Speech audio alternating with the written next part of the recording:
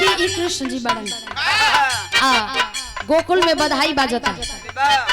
भाई बहन लोगन झूठल बाड़ी तो देखा पहले जे तो कहे कि तनी देखी तो हो देखिए तो कहे तो ओ ले रोवता रो छुपा जा ओ जागिर मामा कहे देबो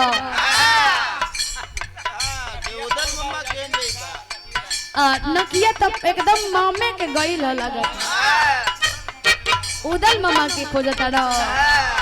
ने कुल का दोस्त के यहां गावे लिखा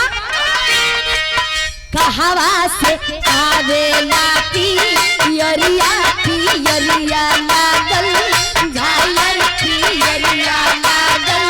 झालर ए ललना कहवा से आवेला सिंधोरवा